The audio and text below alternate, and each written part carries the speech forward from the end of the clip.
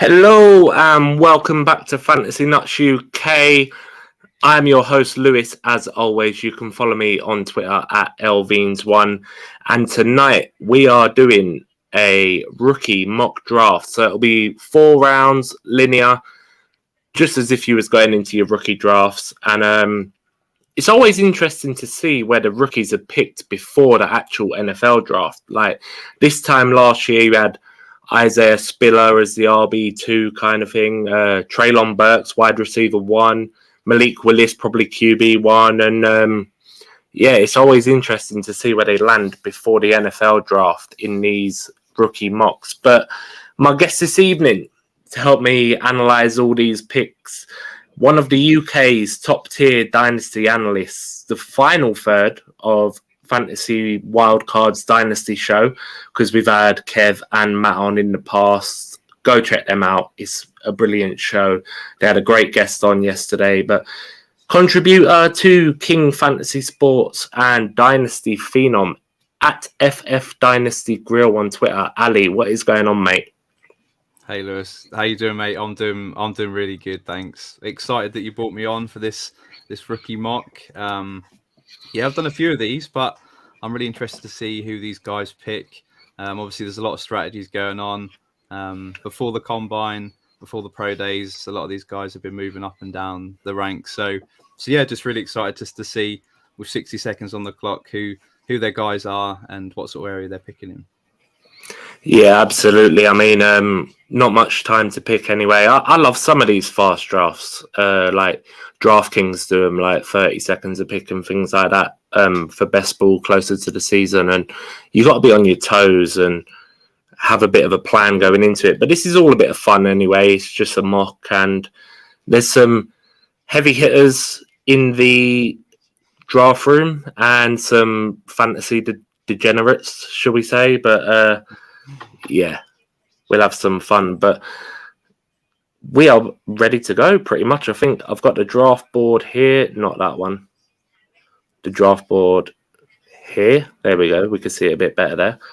But you're actually first, Ali, with the 101. Now, we're going to assume it's Superflex, PPR, and talk us through your first pick anyway. Is it as plain as day? Yeah, you've been pretty kind with me, to be honest, bringing me on and then randomly assigning me pick 1.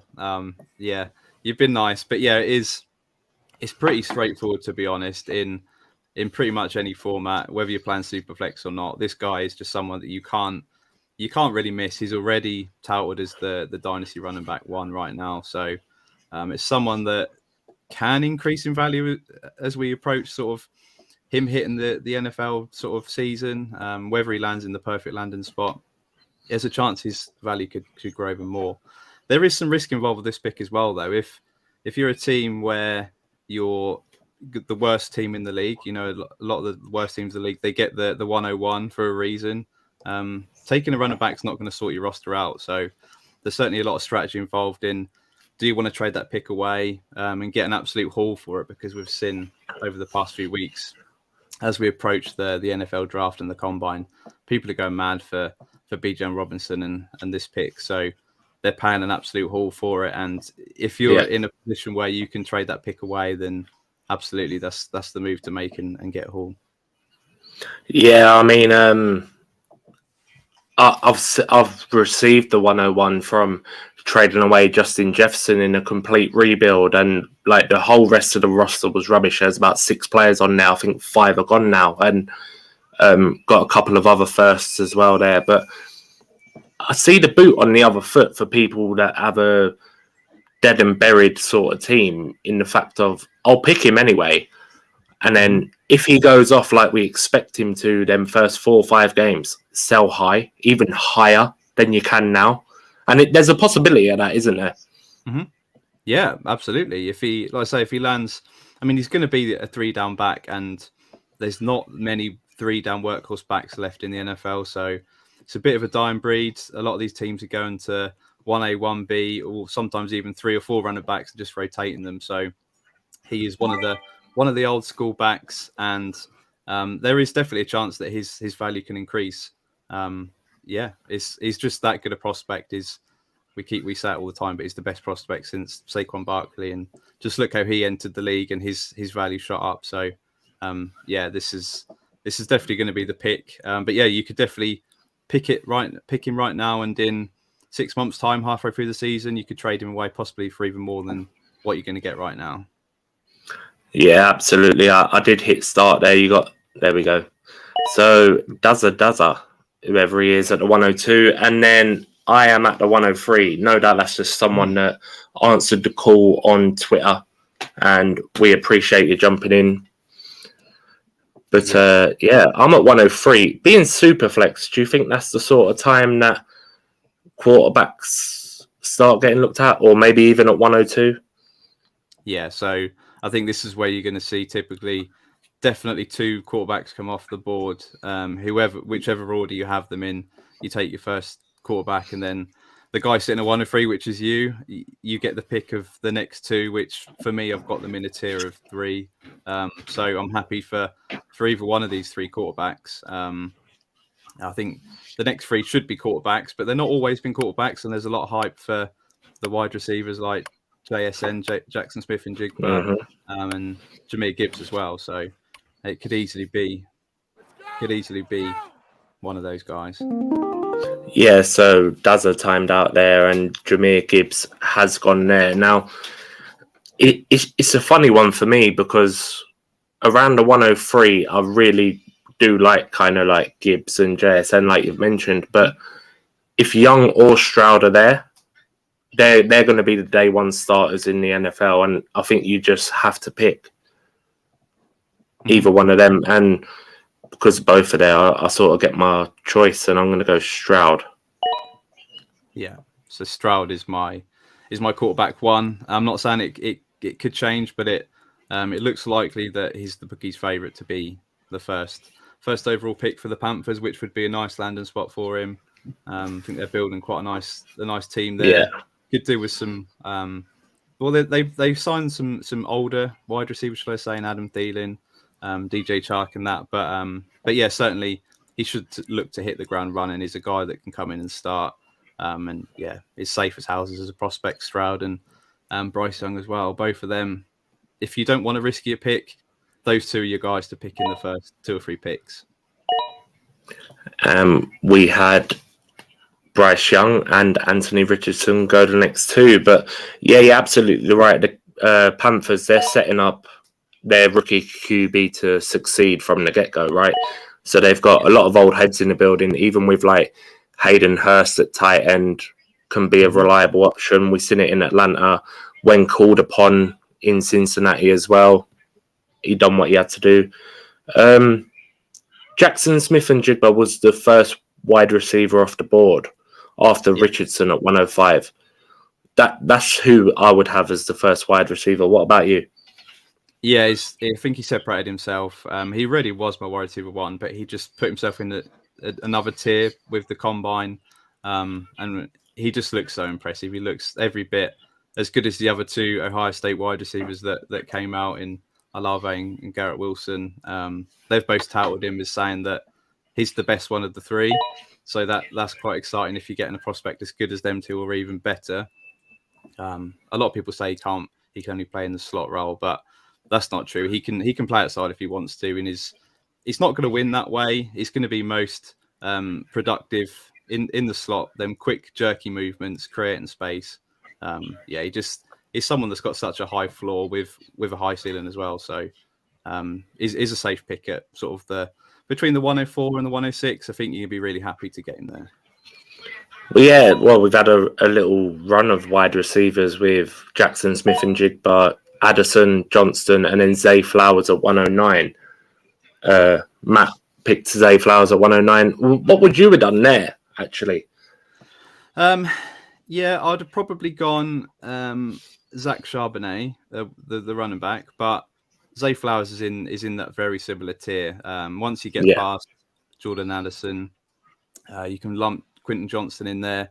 Zay Flowers is another wide receiver that I'd put in there as well, in Josh Downs. And then Will Levis as well. If you're a team that need a quarterback, he looks like he's going to be a top 15 pick in the NFL.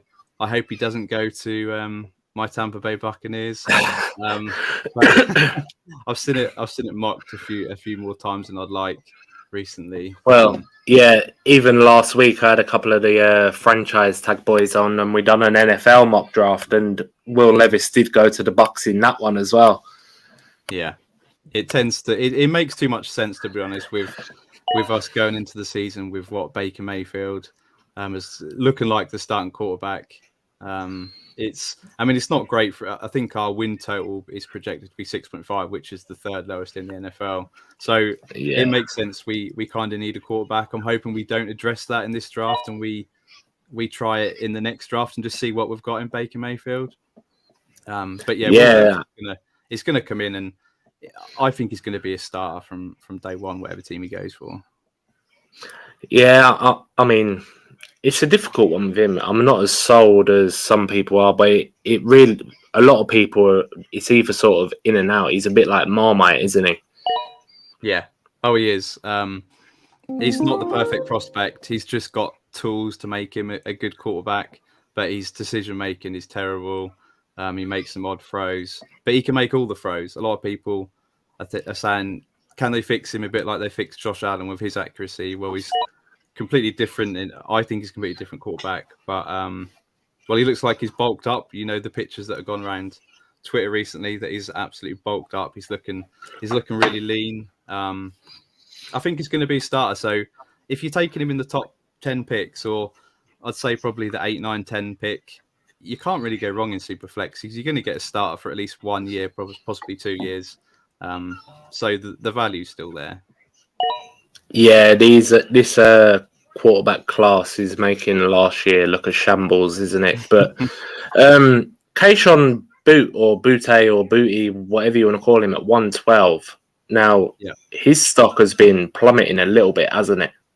It has. And me personally, I would have had Josh Downs before him, definitely, by quite a bit. Jalen Hyatt, who I picked, you picked Josh Downs, I picked Hyatt. Mayer went in between on the auto, but I'd have picked both of them before him, definitely. Yeah, I mean, talent-wise, Kayshon Boutte is more talented than both of those two wide receivers. He might be one of the most talented in this class, full stop, but there's just too many red flags for this game. Off the field issues. I don't think he's done any work, any drills or anything like that. He's just not. His stock is just, it's fallen dramatically, and it's really sad for a guy that should have been the next big LSU wide receiver and someone that we've really looked forward to coming for 2 or 3 years now. But he's just not put it all together, and for whatever reason, it's now going to take a team that wants to fix his issues and tap into that potential, which could be, it's probably going to be late day 2, something like that, where it could have been a lot better. Yeah. And if he falls to day 3, then I'm just completely off him. Yeah, it's a funny one because he's going to need now a lot of nurturing, and to see him getting that sort of starting role, even as a wide receiver 3 somewhere, like you say, end of day 2, day 3 even, is hard to find, isn't it?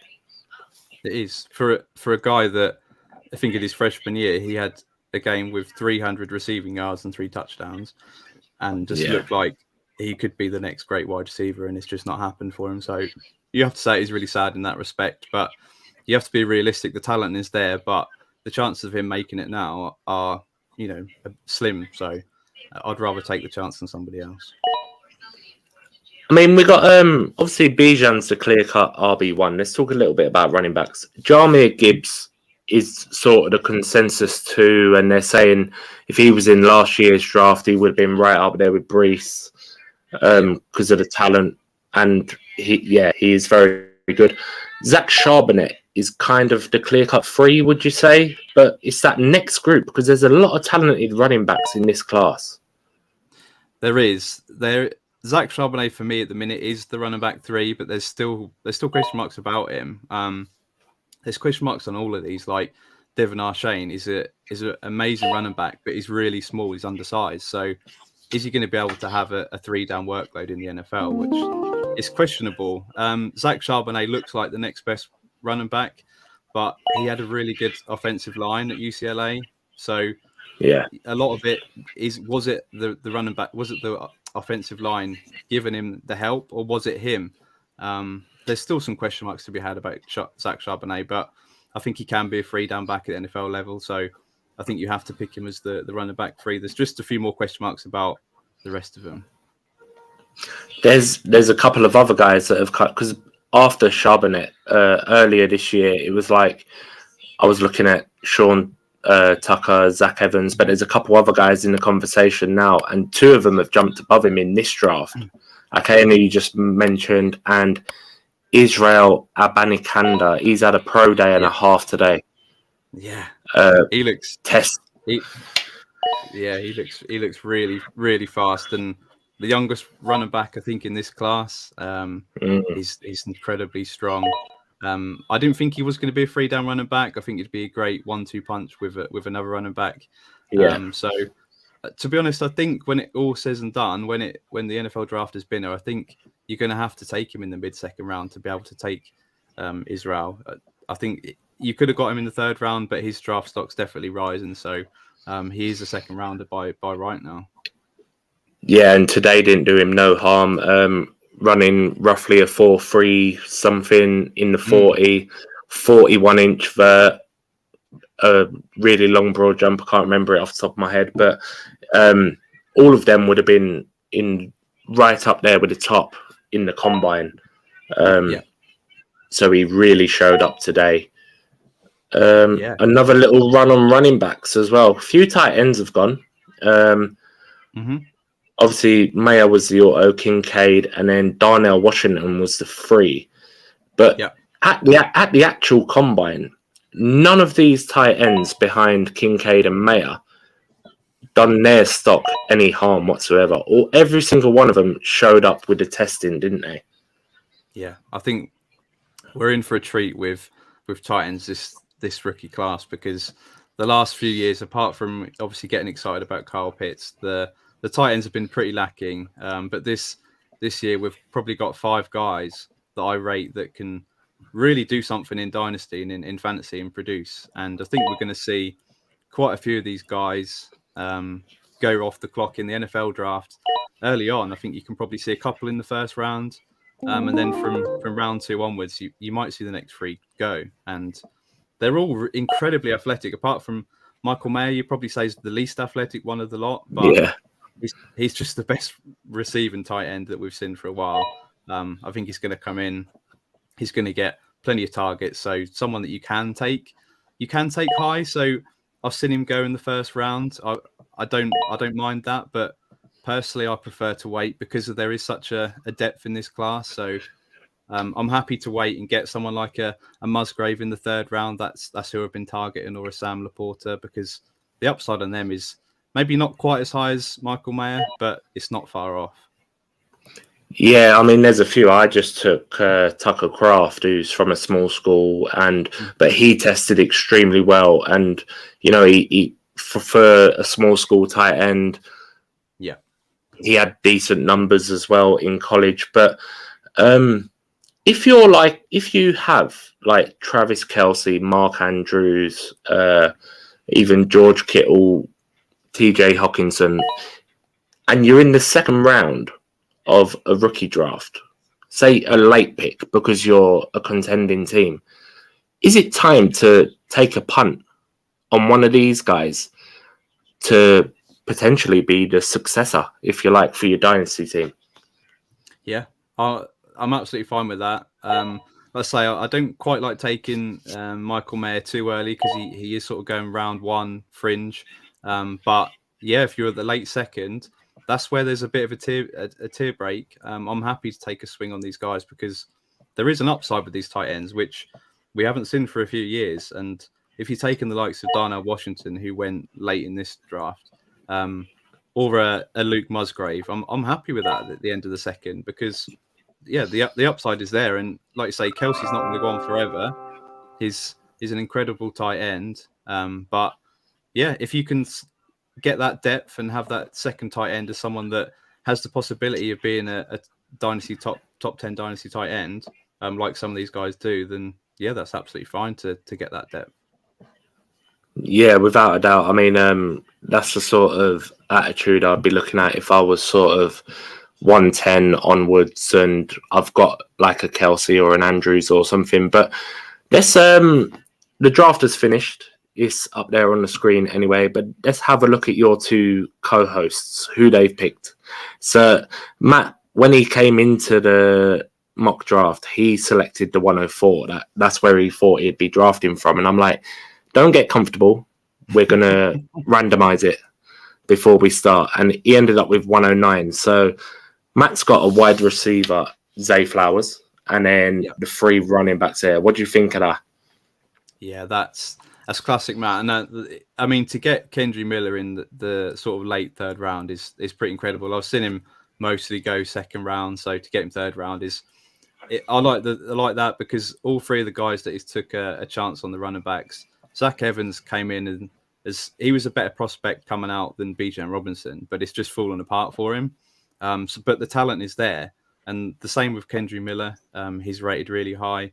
And Eric Gray as well. He's someone that can surprise and probably get picked earlier than we were expecting. So I like the shot on running backs because if one of these running backs did become the running back one on their team, then instantly their value takes a spike and you've just gained massive value on your pick from the second, third and fourth round. So I always like to take a shot on running backs if I can in these rookie drafts, just because that value spike is always possible. Sort of similar to when Dameon Pierce was drafted by the Texans, right? And he flew up to like the 1-2 turn, didn't he? Yeah. I mean, I was in on Dameon Pierce. The prospect was okay. I think I had him running back 5, but that landed spot on the Texans, knowing that he could be that running back 1, which turned out to be. I moved him up to my running back 3 just because the opportunity. Don't necessarily like him much as a prospect. I don't think he's got longevity in the NFL. But I think the chance was there to take him and make a profit on him, which I did in a couple of spots. So it was absolutely the right pick. Yeah, absolutely. And so Kev's just posted in the draft chat saying he meant to pick Tyler Scott, not Tyrone Scott. So let's look at his as if it was Tyler Scott and not Tyrone Scott, because that's a steal in the 4th. Yeah, definitely someone that's got plenty of upside. And then the 2 tight ends that he's taken, we've mentioned the tight ends, but yeah, Kincaid, who a lot of people are touting him as maybe the first tight end to come off the board in the NFL draft. Yeah. So that's exciting. Tyler Scott, he's an absolute rapid wide receiver. Ran a 4.44 40 at the combine.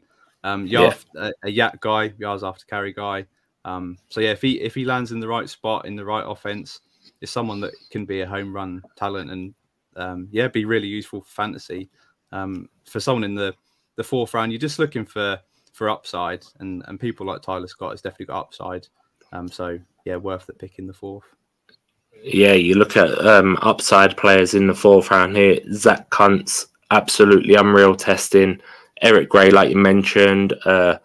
Puka Nakwa as well. Jonathan Mingo. They're another 2 good wide receivers who have plenty of upside in the right offense. Yeah, I mean, to be honest, it's all going to come down to draft capital, and you're not going to want to take too many chances on guys that fall to the 5th, 6th, 7th round. But if some of these guys can slip into the 3rd round, they could be a late day 2 pick. And just you only need one NFL team to fall in love with them. Some of these have got the traits to be decent sort of wide receiver 2, wide receiver 3 on their team, which in fantasy is still useful. You need that depth for your rosters. So definitely worth the shot in the 4th round. Right. Have a little look at this and pick out a team where there's a player drafted somewhere that you're just completely not on board with early on, like. Early on, okay. So, for me, I mean, we have spoke about him. It'd be Kayshon Boutte. The other one would probably be Stetson Bennett.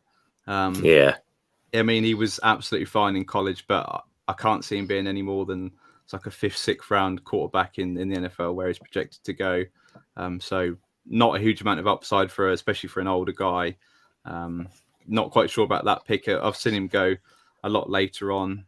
So those sort of goes when you're on the 1-2 turn, it's probably the worst position to be in these rookie drafts this year, because there's a bit of a teardrop where the guys from 111, 112, you could probably group them together with the guys at 206, 207. There's a big group there where if I've got the 111, 112, I'm desperately trying to trade back and pick up maybe an extra second round or something like that, just to get some more depth, because if you look at the guys at 11 and 12, there's just as much chance of them busting as the guys in the middle, the back of the second round. So that's where I'm trying to move out of. But in terms of a reach, probably Keishon Butte is probably the reach of the draft in this one. Yeah, I completely agree with that. And talk us through your draft. So obviously the 101 explains itself. Yeah. Josh Downs, I think, is someone that's going to come in and be an immediate producer for a team. He's really quite a small wide receiver, but the NFL is going towards smaller wide receivers. He's incredibly quick in short spaces. He's just going to produce straight away. So if you can pick him, I've seen him a lot of the time go in the back of the first round, but if you can pick him beginning of the second round, there's a hell of a lot on upside for a guy that's probably going to fit in as a wide receiver 2 on a team. And then if he can land in a really good offense, like a Chargers or something like that, where he can be a wide receiver 2, wide receiver 3 right now, but then in the future be sort of on the fringe of a wide receiver 1. I think there's absolute value there. Probably my favorite pick is Tajay Spears, the running back in the third round, who I've seen just absolutely flying up boards. He's probably my guy this year in terms of the running backs. Just absolutely love him. He's my running back 5, but he's really close to Devon Achane as my running back 4. I just absolutely love him. He's smashed his pro day. There's just not too many negatives about Tajay Spears. He had an ACL injury in college, but that's cleared up now.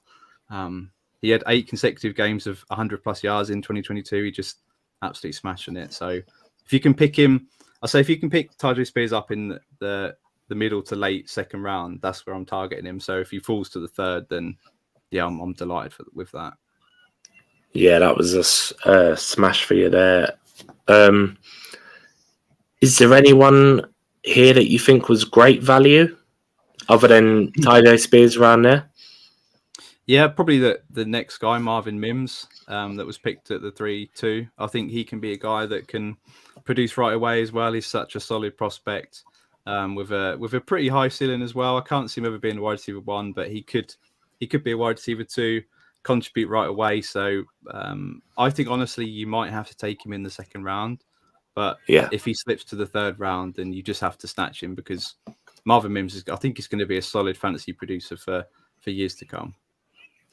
The way this draft went with the kind of runner wide receivers in the first round, you might find it in Superflex drafts anyway, to be fair, but none of those guys took another wide receiver in the second, and that probably meant the fall of Rashee Rice, Marvin Mims, and even Tillman. Yeah. Because all 3 of those guys are probably going earlier in general, I think. Yeah.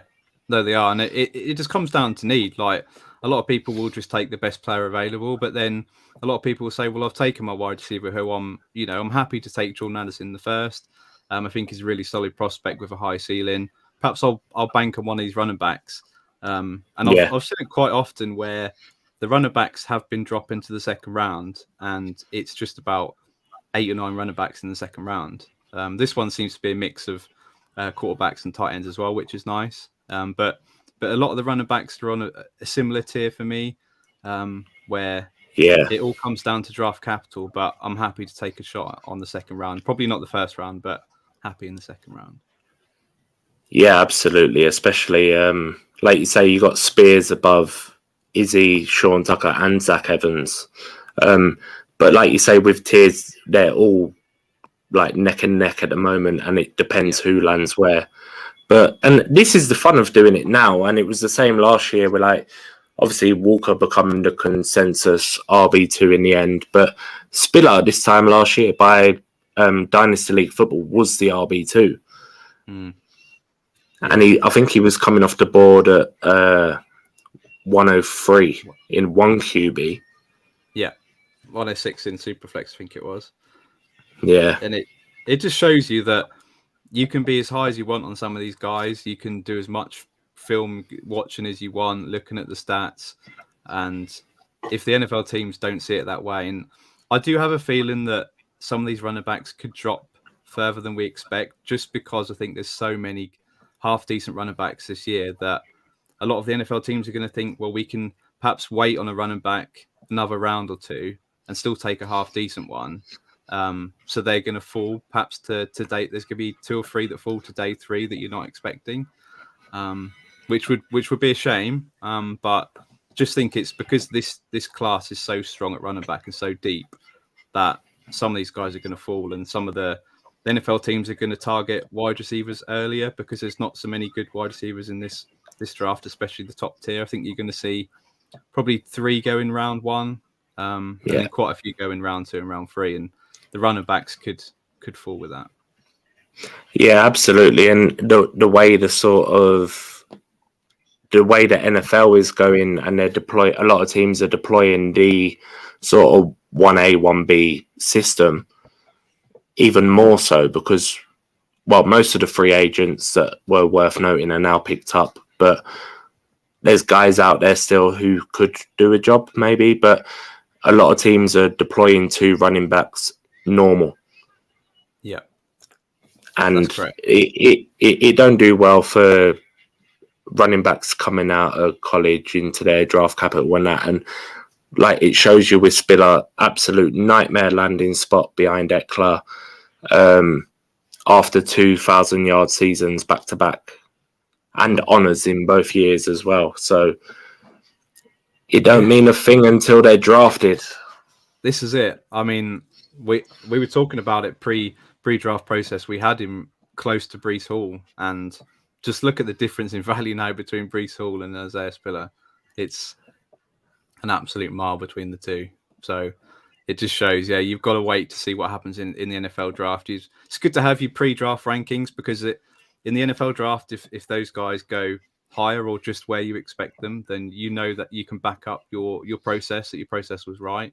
But then also at the same time, if you get high on a guy that drops to day 3, ends up in a terrible spot behind maybe 2 decent running backs anyway, you have to jump off him. You can't have that take lock and say, well, I was still in on that guy. You need to let go and find someone else to jump on. Yeah, and apply that to your sort of process the following year and reasons why you was high on him, and you can look at someone else and think all the exact same things and then be like, hang on, that didn't work, right? And except for that one guy per position that you just have to love and you can't quit because everybody does it, right? It happens more often than not where I'll be really high on a guy who I think can be a sleeper. They end up going really late or going undrafted. And you still love that guy nonetheless, but you have to let him go, which is always quite sad. And then they sneak a random touchdown week 13 for a team they wasn't drafted by or their second practice squad appearance of the season. And then you're like, woo, I remember him.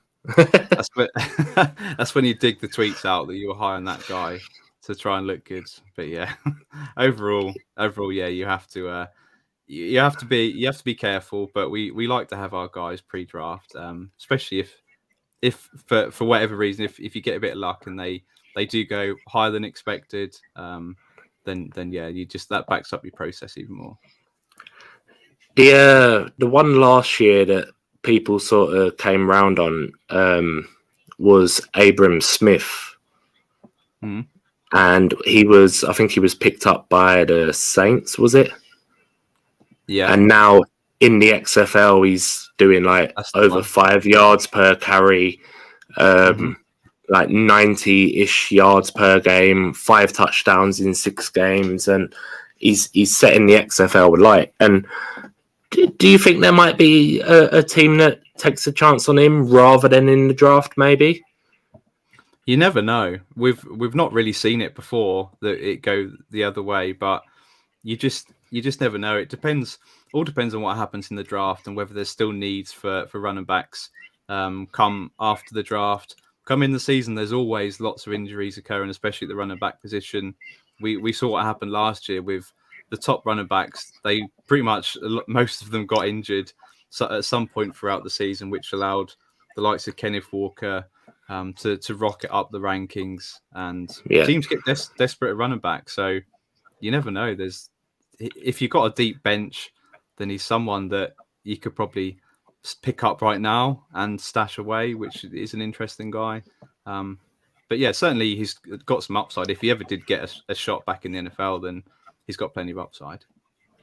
Yeah, I mean, he's putting things down on tape now that perhaps coaches never seen before from him previously. I mean, and like the numbers he's doing is what everybody loves, and it's just a interesting one because I don't think like last year, or well, not last year, but like last time when the XFL was about, and we didn't really see that one guy coming out like that.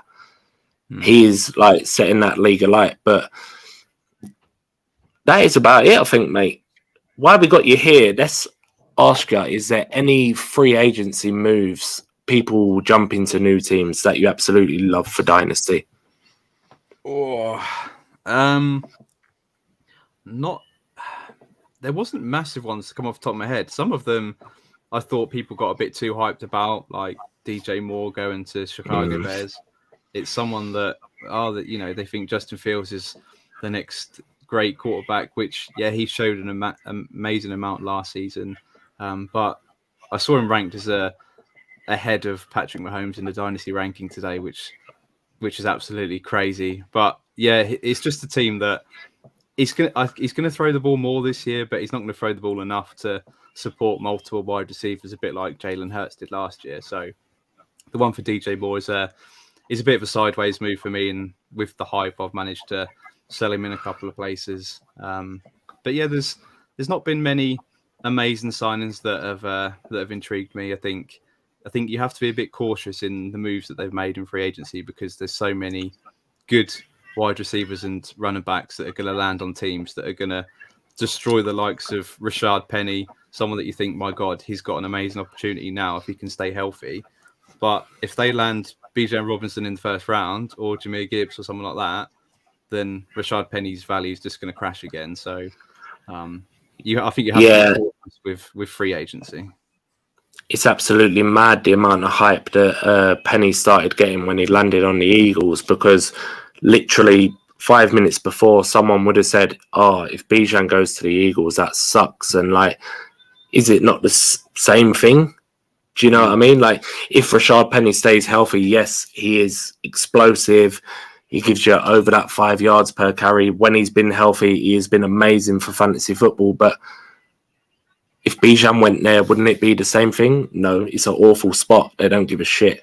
Like, do you know what I mean? And like, Miles Sanders gone to Carolina, and it's wheels up for him. Yeah, I do love it for Miles Sanders. I think he was fine last year. Obviously, he had that amazing offensive line. They're going to score plenty of touchdowns anyway last year. Pretty much whatever running back they had in, they scored touchdowns. But Miles Sanders was really quite decent. Got himself a big payday move to Carolina, a team that I think is on the up. He's going to have a rookie quarterback, hopefully dumping passes off to him. They've got a really good offensive line that they're building. They've got a really good defense. So I think Miles Sanders is someone that you could make a move for, especially if you're a contender that is your perhaps running back 3. You don't have to pay too much for him as well. And someone similar, I think, is David Montgomery. Him moving to the Lions, I think that's a hell of a move for him. Someone that I think is going to come in and be that Jamal Williams role from last year, who had plenty of touchdowns. Again, they're behind that amazing offensive line. Again, someone that I really wasn't interested in where his career was heading at Chicago, but now he's got that payday with the Lions on a good team that's trending upwards. I think he's someone that was definitely a big winner from free agency. Yeah, absolutely. And I mean, we seen it last year with, when Swift was on the field, and Williams was still getting the valuable touches, at the goal line and things like that. And it's almost like for like, that meme where the guy, he's wearing a shirt and he gets given the same shirt. Yeah. It's almost that getting Montgomery, but probably better. Yeah, it is. It's like, Jamal Williams plus. It's Montgomery's slightly more talented than Jamal Williams. He's slightly younger. Probably do a few things a bit extra. They're not going to get as many goal line rushes as what Jamal Williams got. Got something like 30 rushes within the 5-yard line, which just never happened. Yeah. So I just don't know what they're doing with DeAndre Swift. I wish they just traded him away. Just get him on a different team that's going to utilize him, because I've got quite a bit of Swift in Dynasty, and I just can't sell him right now because he's what people are prepared to pay is not what I want them to pay. So we need to get him a move away. But it's not looking great for the next year for Swift. Yeah, he's absolutely a hold at the minute, Swift, for me. Like you say, no one's paying what he's worth. And if anything, it's giving him a bit of longevity in his career, isn't it? Mm-hmm. So it might pay off down the line maybe for us. But that is that, I think, for this week. And Ali, thank you so much for coming on. Tell everybody where they can find you. So you can find me on Twitter at FF Dynasty Grill. I'm pretty active all day. I'm hosting rookie mocks all the time. So if you want to jump in, do that. I've got a paid league coming up starting next week. And it's all about just looking forward to the NFL draft in under a month's time. It's quite, it's really exciting times. Yeah, it's crept up on us so quick, the NFL draft. But thank you, everybody, for tuning in tonight for the rookie mock draft. And until next time, see you later.